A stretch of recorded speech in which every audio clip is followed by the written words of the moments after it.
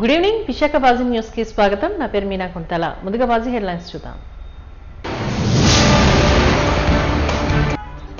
Rishikonda resorts పై నాడు కూటమి నేతల విష ప్రచారం అంటూ ఆగ్రహాన్ని వ్యక్తం చేసిన మాజీ మంత్రి గుడివాడ అమర్నాథ్, కౌంటర్ ఇచ్చిన జనసేన నాయకుల Peethala Murthy Yadav.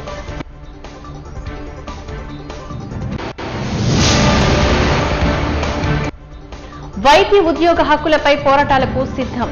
AP medical employees union ప్రధాన కార్యదర్శి గిరిబాబు స్పష్టీకరణ.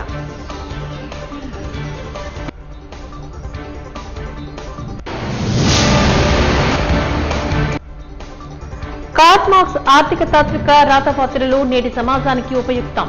చర్చాగోష్ఠి కార్యక్రమంలో పలువురు ప్రముఖుల వెల్లడి.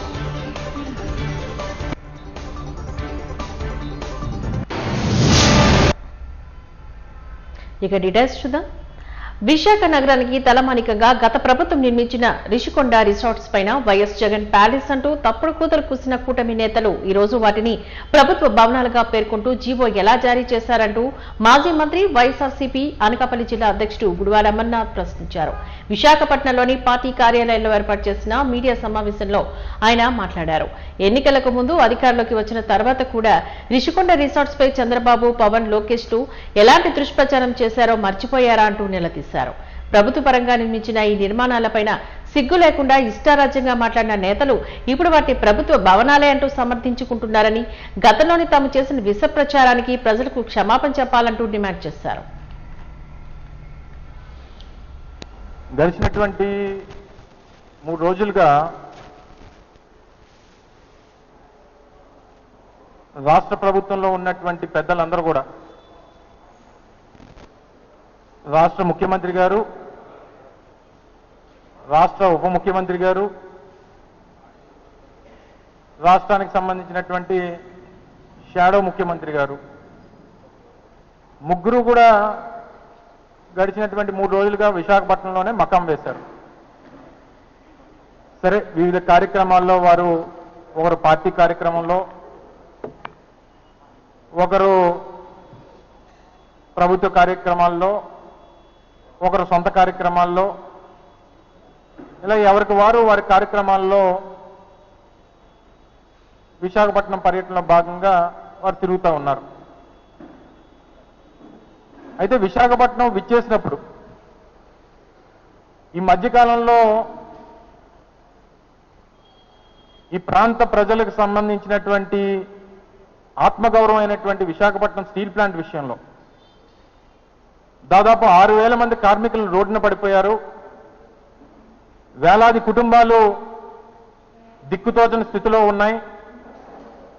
మా పరిస్థితి అగమ్యగోచరంగా ఉంది అనేటువంటి స్థితిలో వేలాది కుటుంబాలు ఉన్నటువంటి ఈ పరిస్థితుల్లో ఎవరు కూడా ప్రభుత్వ పరంగా ఒక భరోసాని కానీ వారికి ఇచ్చినటువంటి సందర్భాలు లేవు. పైపెచ్చు చులకనగా వారి గురించి మాట్లాడినటువంటి విషయాలన్నీ కూడా చూశాం. సహజంగా గడిచినటువంటి 15 మాసాలుగా రాష్ట్రంలో ఎప్పుడు ఏ రకమైనటువంటి సెన్సిటివ్ ఇష్యూ వచ్చినా రాష్ట్ర ప్రజలకు సంబంధించినటువంటి, రాష్ట్ర వివిధ ప్రాంతాల్లో ఉన్నటువంటి ప్రజలకు సంబంధించినటువంటి ఏ అంశం వచ్చినా సరే దాన్ని డైవర్ట్ చేయడానికి కావాల్సినటువంటి అంశాలన్నింటినీ కూడా తీసుకొని రావడం, ప్రజల్ని డైవర్ట్ చేయడానికి జగన్మోహన్ రెడ్డి గారిని బూచిలా చూపించేటువంటి ప్రయత్నం చేయడం అనేటువంటి సర్వసాధారణంగా గడిచినటువంటి 15 మాసాలుగా మనం చూస్తూ ఉన్నాం. వీరు కూడా ఏమైపోయిందంటే గడిచినటువంటి 15 మాసాలుగా విశాఖపట్నం వస్తే ఆ రోజు మా ప్రభుత్వంలో రిషికొండ దగ్గర నిర్మించినటువంటి రిసార్ట్ ఏదైతే ఉందో అది ఒక ల్యాండ్ మార్క్ లాగా అయిపోయింది. అంటే ఒక టూరిజం డెస్టినేషన్ అయిపోయింది. వాళ్ళకి వచ్చినటువంటి ప్రతిసారి ఏ పార్టీ నాయకులు వస్తే ఆ పార్టీ నాయకులు రావడం, ఆ రిసార్ట్ టూర్ వేయడం, బయటకు వచ్చి సెల్ఫీలు తీసుకోవడం, ఆహ్లాదంగా సముద్రాన్ని ఆస్వాదించడం, ఇది సర్వసాధారణంగా గడిచినటువంటి 15 మాసాలుగా స్థానిక శాసనసభ్యుడి దగ్గర నుంచి, స్థానిక మంత్రుల దగ్గర నుంచి, రాష్ట్రంలో ఉన్నటువంటి వివిధ రాజకీయ పార్టీలు, కూటమిగా ఉన్నటువంటి రాజకీయ పార్టీల దగ్గర నుంచి, ఆ పార్టీ అధినాయకుల దగ్గర నుంచి, ఆ పార్టీకి సంబంధించినటువంటి శాసనసభ్యుల దగ్గర నుంచి అందరికీ కూడా ఒక టూరిస్ట్ డెస్టినేషన్ అయిపోయింది రిషికొండ రిసార్ట్. ఆ రోజు నుంచి చెప్తూ వచ్చాం. మేము అధికారంలో ఉన్నప్పుడు, నేను మంత్రిగా ఉన్నా, అనేక సందర్భాల్లో మమ్మల్ని అడిగినప్పుడు కూడా అనేక సందర్భాల్లో చెప్పాం. ఆ రోజు మా పార్టీ విధానం, మా ప్రభుత్వ విధానం విశాఖపట్నాన్ని ఎగ్జిక్యూటివ్ క్యాపిటల్గా చెయ్యాలి, ఇక్కడి నుంచి ముఖ్యమంత్రి గారి పరిపాలన చేయాలనేటువంటిది ఆ రోజు మా ప్రభుత్వ విధానం. ఈ రిసార్ట్ నిర్మాణంలో భాగంగా ఒకవేళ ముఖ్యమంత్రిగా ఆ రోజు జగన్మోహన్ రెడ్డి గారు విశాఖపట్నం నుంచి పరిపాలన చేయాల్సినటువంటి పరిస్థితి వస్తే ఎక్కడి నుంచి చేయాలని చెప్పి ఆలోచన చేసినప్పుడు ఓ 3 సీనియర్ ఐఏఎస్ అధికారులతో కమిటీ వేసి ఎక్కడ అనుకూలంగా ఉంటుంది అని చెప్పి చర్చించినప్పుడు ఇక్కడ రిషికొండ దగ్గర నిర్మిస్తున్నటువంటి రిసార్ట్ అయితే అనుకూలంగా ఉంటుంది, అటు కాపురుపాడులో ప్రధానమైనటువంటి రాజధానికి సంబంధించినటువంటి నిర్మాణాలన్నీ చేయొచ్చు, దానికి అనువుగా ఉంటుంది, పక్కనే ఉంటుంది అన్నటువంటి ఉద్దేశంతో వాళ్ళు రికమెండ్ చేశారు. దానికి అనుగుణంగా కొన్ని మార్పులు చేర్పులు చేయడం జరిగింది. ఇదిలా ఉండగా జనసేన కార్పొరేటర్ పీతల మూర్తి యాదవ్ మాజీ మంత్రి అమర్నాథ్ వ్యాఖ్యలకు కౌంటర్ ఇచ్చారు. అప్పుడు ఇప్పుడు అది ప్రజానిధుల దుర్వినియోగమేనని ఆరోపించారు. దుర్వినియోగమైన ప్రజా సొమ్మును ఎలా వెనక్కి తీసుకురావాలా అనేదే కూటమి ఆలోచన అంటూ ఆయన స్పష్టం చేశారు. 3 రోజుల నగర పర్యటనలో భాగంగా డిప్యూటీ సీఎం హోదాలోని రాష్ట్ర ఆదాయ వనరులను పర్యవేక్షించడం పవన్ కళ్యాణ్ బాధ్యత అంటూ హాస్యం వ్యక్తం చేశారు. మాజీ మంత్రి అమర్నాథ్ వ్యాఖ్యలు బాధ్యతారహితంగా ఉన్నాయంటూ మండిపడ్డారు.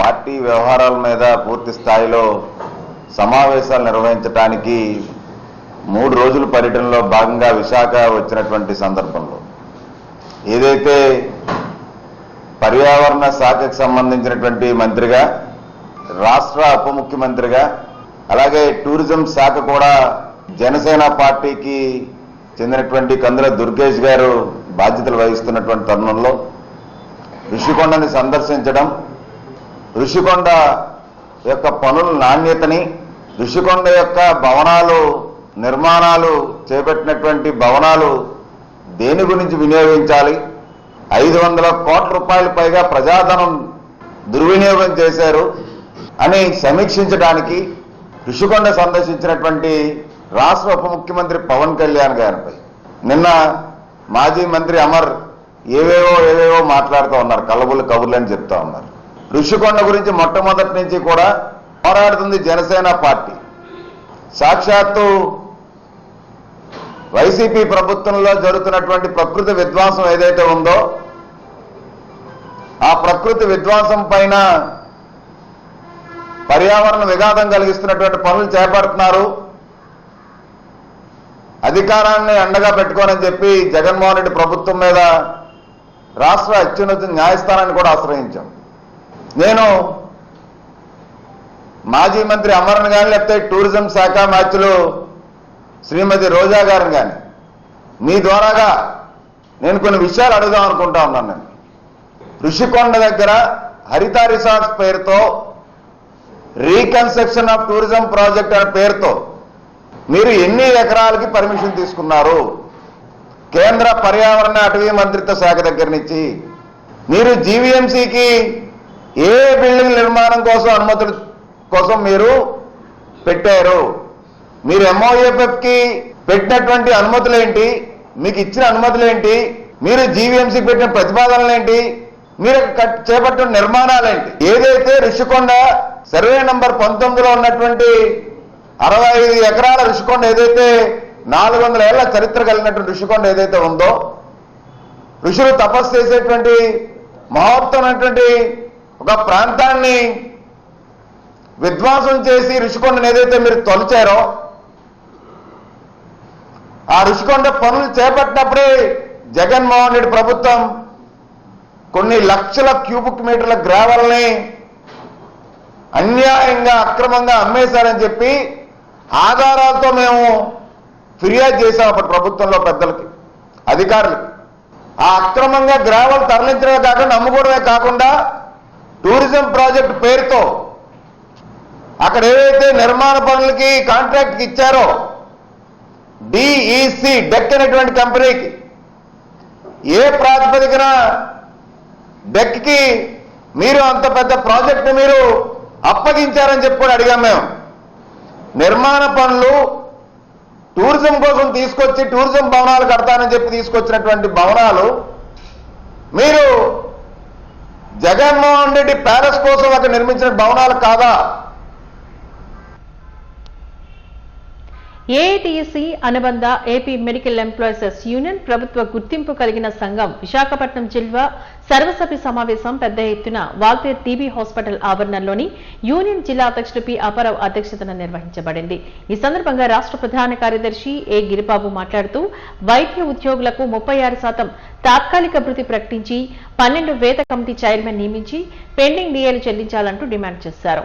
ఏఐటీసీ ఆధ్వర్యంలోని ఉద్యోగుల సమస్యల పరిష్కారం కోసం అనేక పోరాటాలు చేసి హక్కులు సాధించామంటూ తెలిపారు. Director of secondary health service లో పనిచేస్తున్న కాంట్రాక్ట్ ఉద్యోగులను రెగ్యులర్ చేయాలని, 12వ పీఆర్సీ 36% ఐఆర్ చెల్లించాలని, అవుట్సోర్సింగ్ ఉద్యోగుల కోసం ఏర్పాటు చేసిన ఏపీసీఓఎస్ కొనసాగాలని కోరారు. వైద్య ఉద్యోగుల సమస్యలపై గత 70 సంవత్సరాల సుదీర్ఘ పోరాటం చేస్తూ ఉన్నాం. పాత పద్ధతులు పోయి కొత్త పద్ధతులు, అవుట్సోర్సింగ్ పద్ధతులు, చాలా కొత్త పద్ధతులు వస్తున్నాయి. వైద్య రంగంలో సమస్యలు పెరిగిపోయినాయి, పనిభారం పెరిగిపోయింది. కాంట్రాక్టు ఉద్యోగులకి జీతభత్యాలు తక్కువ ఇవ్వడం, పని ఎక్కువ అవడం, రెగ్యులర్ ఉద్యోగులు తగ్గిపోవడం, కొత్త కొత్త స్కీములు, డేటా ఎంట్రీలు, టార్గెట్లు అన్నీ గత 20 సంవత్సరాల క్రితంతో పోల్చుకుంటే మొత్తం పరిస్థితి వైద్య రంగంలో మారిపోయింది. తగ్గట్టుగా డిపార్ట్మెంట్లో మార్పులు అవసరం ఉన్నాయి. సిబ్బంది పెరగాల్సి ఉంది, రెగ్యులర్ సిబ్బంది అవసరం ఉన్నారు, కాంట్రాక్టు ఉద్యోగుల స్థితిగతులు బాగుపడాల్సి ఉంది. ఈ క్రమంలో రాష్ట్ర కార్యవర్గం పనిచేస్తూ ఉన్న ఏఐటీసీ అనుబంధంగా వారి సహకారంతో భవిష్యత్తులో ఇంకా పెద్ద ఎత్తున ఉద్యమాలు చేపట్టాల్సిన అవసరం ఉంది. ఈ ఉద్యోగస్తుల యొక్క సుదీర్ఘకాల సమస్యల్ని పరిష్కరించుకోవడం కొరకు మేము ఆ దిశగా ప్రయాణిస్తున్నాం. ఆ క్రమంలోనే ఈరోజు విశాఖపట్నం విజిట్ చేసి విశాఖపట్నం జిల్లా కమిటీ నిర్మాణం కోసం ఈ సమావేశం ఏర్పాటు చేయడం జరిగింది. కాబట్టి రావాల్సిన రిటైర్మెంట్ అయిన వెంటనే వాళ్ళకి రావాల్సిన ఏవైతే అలవెన్సెస్ ఉన్నాయో, ఏవైతే రిటైర్మెంట్ బెనిఫిట్స్ ఉన్నాయో అవన్నీ కూడా పెండింగ్ ఉంటున్నాయి. జీపీఎఫ్, ఏపీజీఎల్ఐ, అదేవిధంగా కాంట్రిబ్యూటరీ పెన్షన్ సంబంధించిన బిల్స్ అన్నీ కూడా పెండింగ్ ఉంటున్నాయి. మెడికల్ రియంబర్స్మెంట్ బిల్స్ పెండింగ్ ఉంటున్నాయి. 4 డిఏలు పెండింగ్ ఉంటున్నాయి. వీటన్నిటి మీద రాబోయే రోజుల్లో మేమంతా కార్యవర్గంలో తీర్మానం చేసి వాటి మీద పోరాటం చేయాలని చెప్పని. ఈ వైద్య రంగంలో ప్రత్యేకమైన పరిస్థితులు ఉన్నాయి. ఇక్కడ రెగ్యులర్ ఉన్నారు, సిపిఎస్ ఉద్యోగులు ఉన్నారు, అదేవిధంగా కాంట్రాక్ట్ ఉద్యోగులు ఉన్నారు, అవుట్సోర్సింగ్ ఉద్యోగులు ఉన్నారు. కాంట్రాక్ట్ ఉద్యోగులకు 100% వేతనం ఇవ్వకున్నా, వాళ్ళ రెగ్యులరైజేషన్ పూర్తి స్థాయిలో చేయకున్నా, రెగ్యులరైజేషన్ 14 నుంచి ఇప్పటి వరకు ఉన్న వాళ్ళని రెగ్యులర్ చేయాలని చెప్పని, అదేవిధంగా కాంట్రాక్ట్ అవుట్సోర్సింగ్ ఉద్యోగులకి కనీస వేతనాలు పెంచాలి. అదేవిధంగా శానిటేషన్, సెక్యూరిటీ సిబ్బందికి కూడా అనేక సమస్యలు ఉన్నాయి. వాటికి సంబంధించిన పిఎఫ్, ఈఎస్ఐ బకాయిలు కూడా పేరుకుపోయి ఉన్నాయి. అవన్నీ కూడా కొత్త వాళ్ళకి ఏదైతే శానిటేషన్ వాళ్ళకి కొత్త ఫెసిలిటీ మేనేజ్మెంట్ సిస్టమ్ వచ్చింది, వాళ్ళ కాంట్రాక్ట్ కొత్తగా వచ్చింది. వాళ్ళు కూడా ఈ ఏదైతే కొత్త వేతనాలు 16,000 ఉన్నాయో అవి ఇవ్వాలి, 26,000 రూపాయలు ఇవ్వాలనే డిమాండ్ కనీస వేతనం అనేది మనం ప్రపోజల్ పెట్టున్నాం. ఇంకా ఇంటర్నల్గా రావాల్సినవి ఇంకా కొన్ని నాన్ ఫైనాన్షియల్ ఇష్యూస్ కూడా చాలా ఉన్నాయి. అందరికీ ఆరోగ్యశ్రీ ఇన్సెంటివ్స్ ఇస్తున్నారు, ఫార్మసీ సిబ్బందికి ఇన్సెంటివ్ ఇవ్వడం లేదు. అదేవిధంగా కొన్ని ప్రమోషన్స్ లేని క్యాటర్లకి ప్రమోషన్స్ ఇవ్వాలని చెప్పని, ఎంఎన్ఓ, ఎఫ్ఎన్ఓకి అడిషనల్ హెచ్ఆర్ఏ ఇవ్వాలని చెప్పి, ఇట్లా అన్ని డిమాండ్ల మీద దాదాపు 25 డిమాండ్ల మీద మనం ప్రభుత్వానికి నోటీస్ ఇవ్వబోతున్నాం. ఆ మేరకు రాబోయే రోజుల్లో దశలవారీ ఉద్యమ కార్యక్రమం ప్రకటించాల్సిన అవసరం ఉందని చెప్పి తెలియజేస్తున్నాం.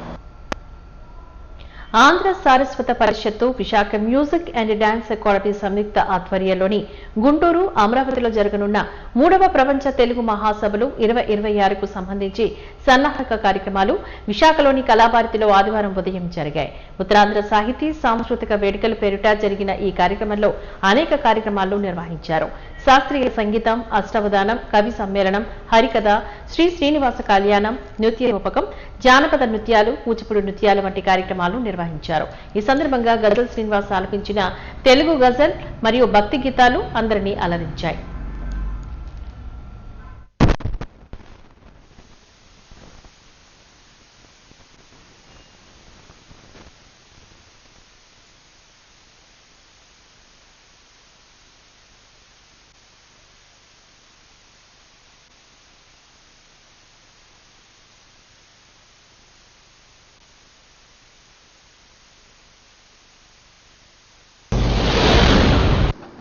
(1940లో) ఆ సమయంలో ఉర్దూ భాషని తప్పనిసరి చేసి తెలుగు ప్రజల మీద రుద్దుతున్నప్పుడు అప్పటి తెలుగు ప్రజలు ప్రపంచమంతా కూడా ఒక్క వాయిస్ తోటి, ఒక్క గొంతుతోటి ఆంధ్ర సారస్వత పరిషత్తుని ఏర్పరుచుకున్నారు.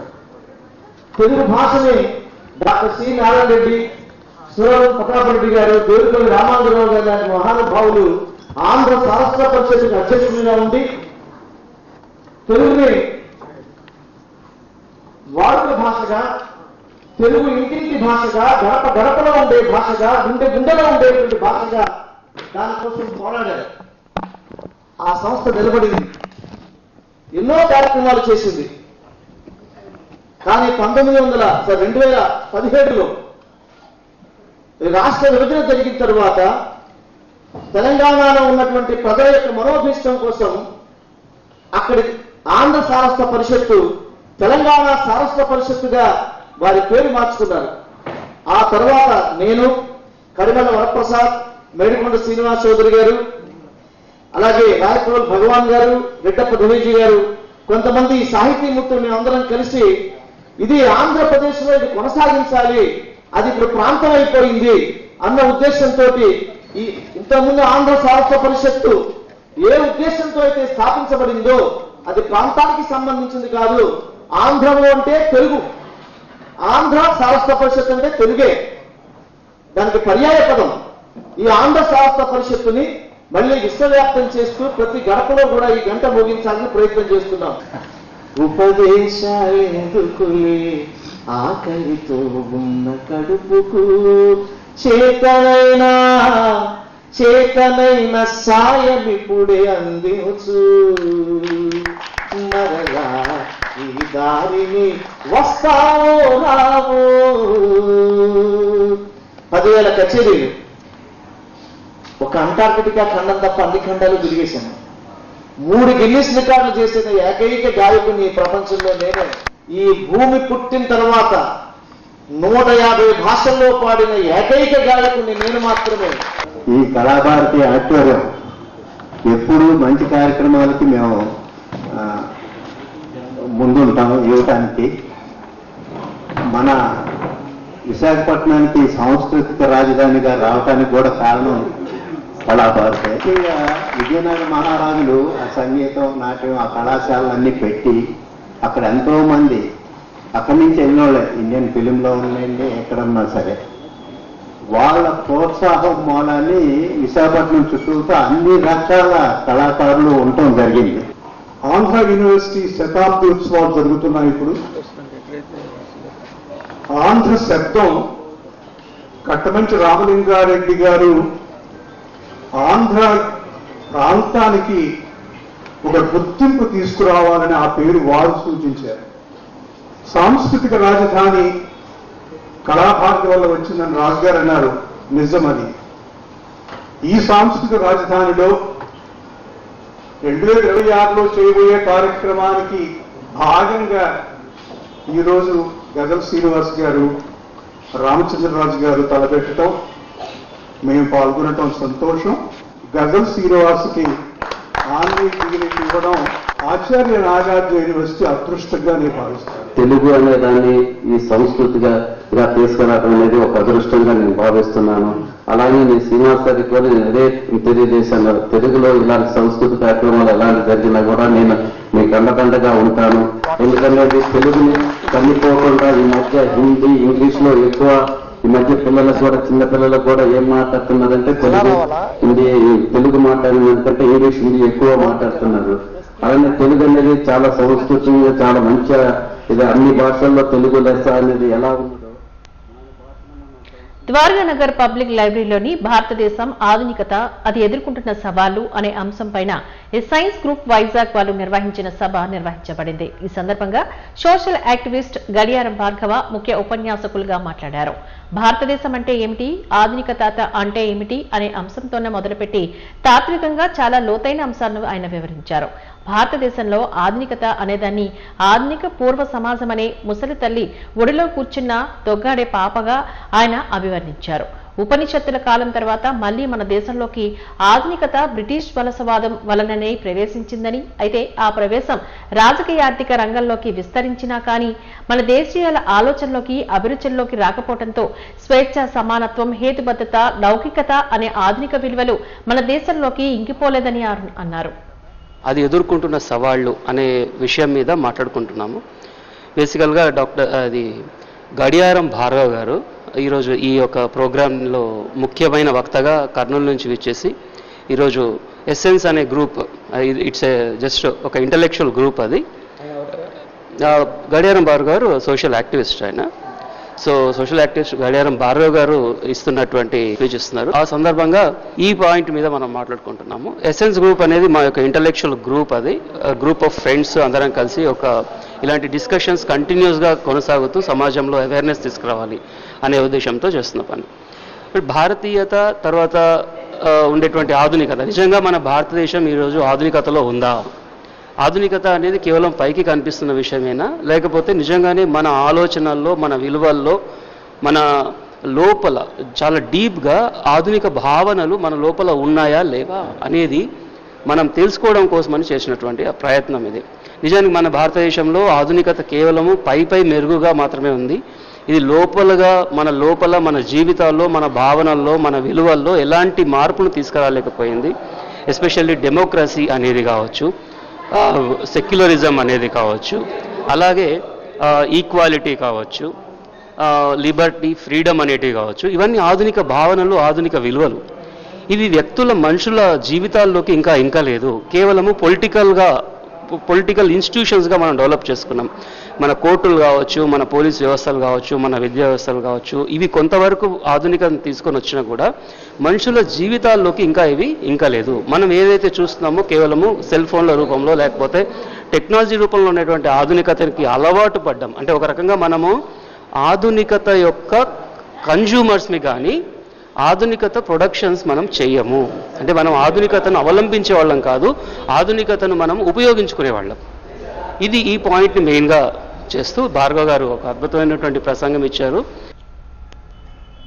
విశాఖపట్నం జిల్లా వైఎస్ఆర్ కాంగ్రెస్ పార్టీ కార్యాలయంలో జిల్లా పార్టీ సర్వసభ్య సమావేశం జిల్లా పార్టీ అధ్యక్షుడు కెకే రాజు అధ్యక్షతన మదిరిపాలెం పార్టీ కార్యాలయంలో నిర్వహించబడింది. ఈ కార్యక్రమానికి గాను ముఖ్య అతిథిగా మాజీ మంత్రివర్యులు, శాసన మండలి ప్రతిపక్ష నేత బొత్స సత్యనారాయణ ముఖ్య అతిథిగా పాల్గొన్నారు.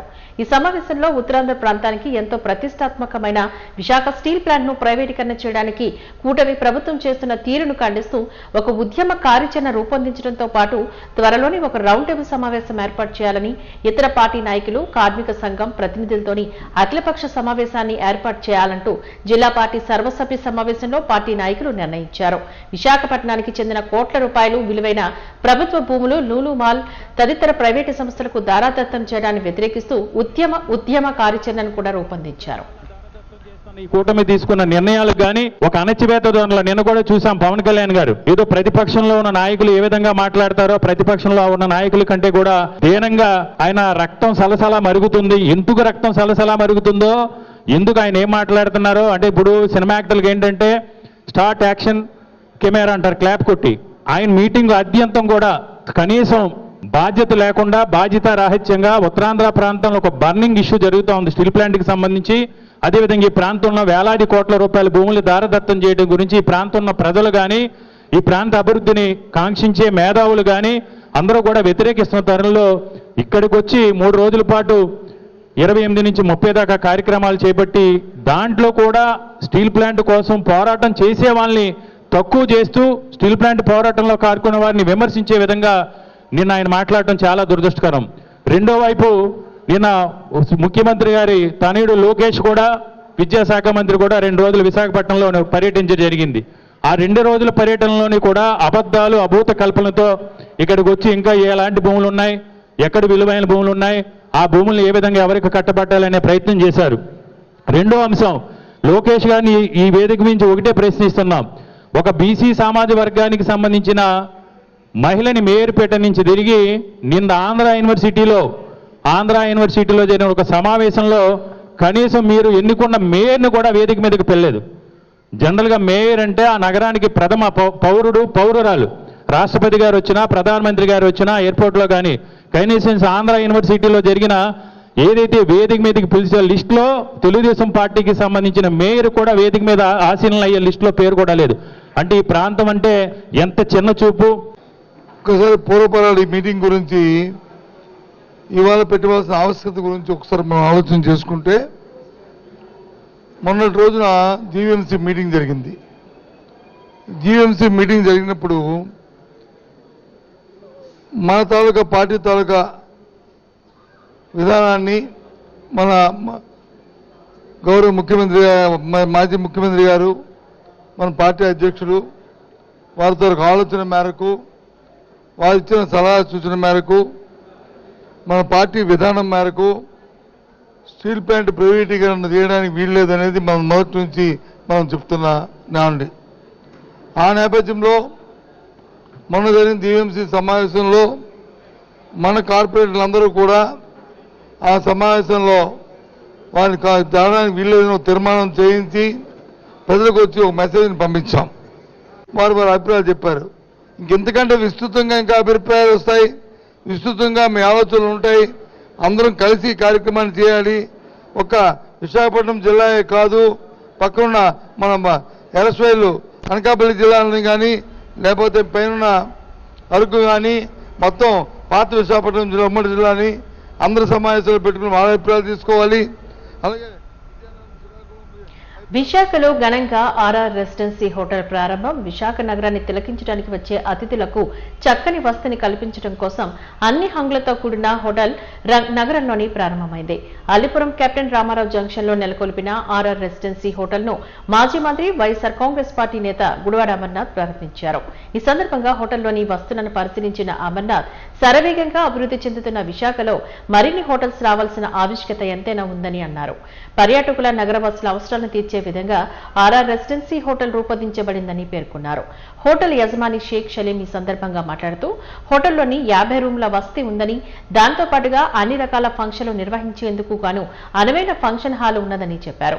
కార్యక్రమంలోని హోటల్ మేనేజింగ్ డైరెక్టర్లు ఆయేషా, ఎండీ సులేమాన్, అబ్దుల్ ఖాదర్ జిలానీ, వైఎస్ఆర్ కాంగ్రెస్ పార్టీ నేత షరీఫ్ తదితరులు ఈ కార్యక్రమంలో పాల్గొన్నారు. ఆర్ఆర్ రెసిడెన్సీని ఈరోజు కెప్టెన్ రామారావు జంక్షన్లో గుడివాడ అమర్నాథ్ గారి చేత ప్రారంభించడం జరిగింది. ఇక్కడ అందరికీ అన్ని విధాలుగా తక్కువ ధరల్లో అందరికీ అందుబాటులో ఉండేటట్టుగా ధరల్ని ఉంచడం జరిగింది. సూట్ రూమ్స్ మరియు లగ్జరీ రూమ్స్, ఎగ్జిక్యూటివ్ రూమ్స్ ఇక్కడ అందుబాటులో ఉంచారు. అలాగే కాకుండా ఫంక్షన్లు అవి చేసుకోవడానికి ఫంక్షన్ హాల్ కూడా అవైలబుల్గా ఉంది. ఇక్కడ అన్ని రకాల కార్యక్రమాలు కూడా ఫంక్షన్స్ అందరూ జరుపుకోవచ్చు. ఈరోజు విశాఖపట్నంలో కెప్టెన్ రామారావు జంక్షన్ సమీపంలో ఈ ఆర్ఆర్ రెసిడెన్సీ అనేటువంటి ఈ హోటల్ని ఒక లాడ్జ్ని ప్రారంభించడం జరిగింది. రైల్వే స్టేషన్కి అత్యంత సమీపంలో, ముఖ్యంగా జగదాంబ జంక్షన్ అలాగే డాబా గార్డెన్స్ ఈ పరిసర ప్రాంతాలు వ్యాపార రీత్యా అత్యంత ఎక్కువ లావాదేవీలు జరిగేటువంటి ప్రాంతం. అలాగే రైల్వే స్టేషన్స్ కూడా అత్యంత సమీపంలో ఉండేటువంటి ప్రాంతం. ముఖ్యంగా విమెన్ ఎంటర్ప్రెన్యూర్స్ ఆయిషా గారు అలాగే సులేమాన్ గారు వారు కలిసి ఈరోజు దాదాపు 50 రూములతో ఈ హోటల్ని ప్రారంభించడం, అలాగే ఒక బ్యాంక్వెట్ హాల్ కూడా ఉందని చెప్పి వారు చెప్పడం జరిగింది.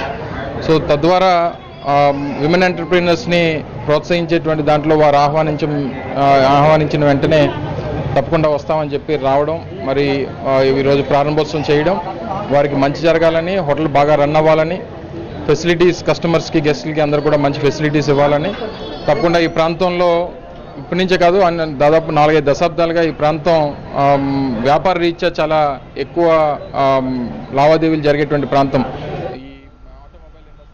కార్ల్ మార్క్స్ ఆర్థిక తాత్విక రాతప్రతులు 1844 పుస్తక పరిచయాన్ని చర్చాగోష్ఠి కార్యక్రమాన్ని అధ్యక్షుడు సీఎం క్షేత్రపాలిరెడ్డి ఆధ్వర్యంలో నిర్వహించారు. అల్లూరు విజ్ఞాన కేంద్రంలో నిర్వహించిన ఈ కార్యక్రమానికి గ్రంథ పరిచయకర్తలుగా new socialist ఇనియేటర్ G Bhargava, Acharya Nagarjuna విశ్వవిద్యాలయ రాజనీతి శాస్త్ర విభాగపు ఆచార్యులు బి అంజిరెడ్డి తదితరులు ఈ కార్యక్రమంలో పాల్గొన్నారు. కామ్రేడ్ పై విజయ్ కుమార్ మార్క్సిస్ట్ అధ్యయన కేంద్రం ఈ కార్యక్రమాన్ని నిర్వహించారు. 1844లో ఆర్థిక తాత్విక రాతపత్రులు ప్రస్తుత సామాజిక స్థితిగతులకు ఏ విధంగా అనునయించబడ్డాయో ఈ గ్రంథాల ద్వారా తెలుస్తుందని తెలిపారు.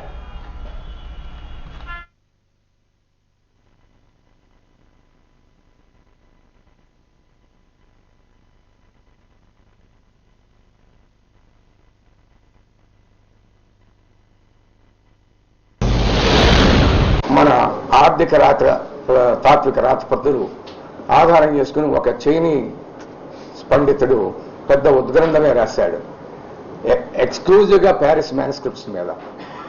ఆయన ఏమంటాడంటే, ఈ ప్యారిస్ మ్యానుస్క్రిప్ట్స్ ప్రత్యేకించి ఈ ఆర్థిక తాత్విక రాతప్రతులు, దానితో పాటు ఆయన జేమ్స్ మిల్ మీద రాసినటువంటి విమర్శ, కామెంట్స్ ఆన్ జేమ్స్ మిల్, ఈ comments on James Mill, Paris రాతప్రతులు, ఈ ఆర్థిక తాత్విక రాతప్రతులు తీసుకొని ఉమ్మడిగా చూసినప్పుడు భవిష్యత్తు మార్క్స్ అంటే మార్క్స్గా పరిణామం చెందడానికి కావలసిన లేక పరిణితి చెందినటువంటి మార్క్స్గా మనం మార్క్స్ని చూడాలనుకున్నప్పుడు దానికి ప్రధాన లక్షణాలతో కూడినటువంటి పునాది దీనిలో పడిందని. అందుచేత కేవలం ఈ రచన ఆధారంగా మార్క్స్ వారసత్వాన్ని చూడడం కూడా అది పాక్షికమైన దృష్టి అవుతుంది, లేదా దీనిని పూర్తిగా నిరాకరించడము పాక్షికమైన దృష్టి అవుతుంది. అలానే మొత్తంగా మార్క్స్ సైద్ధాంతిక వారసత్వాన్ని మనం అర్థం చేసుకోవాలనుకున్నప్పుడు ఈ 1843-44లో ప్రారంభమైనటువంటి ప్యారిస్ నోట్బుక్స్ ప్లస్ ఆయన హెగెల్ మీద రాసినటువంటి క్రిటిక్, ఇందాక మనం అనుకున్నటువంటి గ్రంథాలు, వీటన్నిటిని తీసుకొని చూసినప్పుడు ఈ చైనా పండితులు ఏమంటున్నారంటే, మార్క్స్లో 43-44 నుంచి 1859 వరకు మనం ఈ దశల్లో చూస్తే 3 దశలు ప్రధానంగా కనిపిస్తాయి. అవి మార్క్సిస్ట్గా మారటం అనే క్రమాన్ని, లేకపోతే మార్క్స్ సమస్యని ఆయన తన ముందు పెట్టుకొని పనిచేయడానికి కావలసినటువంటి పనంతా కూడా వీటి ఆధారంగానే జరిగింది. తన సొంత క్లారిటీ కోసం రాసుకున్నటువంటి ఒక రాతప్రతులు, మ్యాన్యుస్క్రిప్ట్స్, ఎకనామిక్ అండ్ ఫిలసాఫికల్ మ్యాన్యుస్క్రిప్ట్స్, ఇంగ్లీష్లోకి ఆ మ్యాన్యుస్క్రిప్ట్స్ వచ్చిన తర్వాత దాదాపు 60 సంవత్సరాలు అయిన తర్వాత తెలుగులోకి రావడం వస్తుంది. ఆ పుస్తకాన్ని గురించి మనం ఇప్పుడు మాట్లాడుకుంటాం. ఈ పుస్తకానికి ఉన్న ప్రాధాన్యత ఏమిటి, మార్క్స్ యొక్క ఆలోచన క్రమము, ఆలోచనలు వికసించిన క్రమానికి ఈ పుస్తకం యొక్క ప్రాధాన్యత ఏమిటి, రాసుకున్నటువంటి రాతప్రతులు ఏ మజిలీని సూచిస్తాయి, దాంట్లో ఆయన ముఖ్యంగా ప్రస్తావించినటువంటి విషయాలు ఏమిటి, ఆ విషయాల గురించి ఆయన ఏ దృక్పథంతో వాటిని పరిశీలించాడు మొదలైన విషయాలను మనం మాట్లాడుకోవాల్సి. ఈ పుస్తకాన్ని మార్క్స్ ఆలోచనలను, మార్క్స్ సిద్ధాంతాన్ని తెలుసుకోవాలని ఆసక్తి ఉన్న ప్రతి ఒక్కరు ఈ పుస్తకాన్ని చదవాలని నేను అనుకుంటున్నాను. నేను తెలుగులో ఈ పుస్తకాన్ని తీసుకొచ్చినందుకు నిజంగా మిత్రులను మనస్ఫూర్తిగా అభినందిస్తున్నాను. విశాఖపట్నం తెలుగు తల్లి ఫ్లైఓవర్ మీద రోడ్డు ప్రమాదం చోటు చేసుకుంది. 2 యువకులు స్కూటీపై వేగంగా వెళ్తూ ఉండటంతో డివైడర్ నుండి కొని ప్రమాదం జరిగినట్లు సమాచారం. ఇప్పటికీ ఈ వంతెనపైన అతి వేగంతో అనేక ప్రమాదాలు జరిగిన సందర్భాలు కూడా ఉన్నాయి. ఈ ప్రమాదంలో గాయపడిన వారి వివరాలు ఇంకా తెలియాల్సి ఉంది.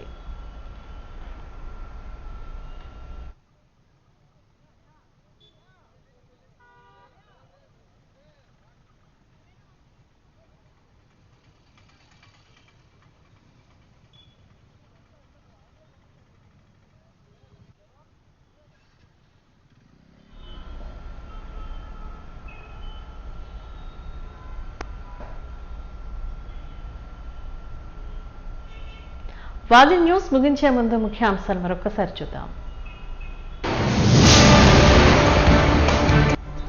రుషికొండ రిసార్ట్స్ పై నాడు కూటమి నేతల విష ప్రచారం అంటూ ఆగ్రహాన్ని వ్యక్తం చేసిన మాజీ మంత్రి గుడివాడ అమర్నాథ్, రీకౌంటర్ ఇచ్చిన జనసేన నాయకులు పీతల మూర్తి యాదవ్.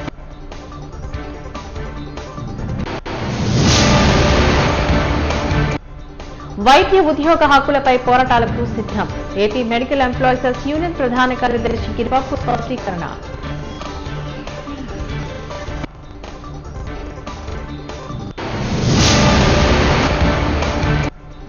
కార్ల్ మార్క్స్ ఆర్థిక తాత్విక రాతప్రతులు నేటి సమాజానికి ఉపయుక్తం.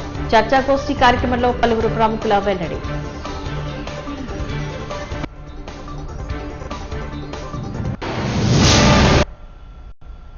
వాజీ న్యూస్ ఇంతటితో సమాప్తం. నమస్కారం.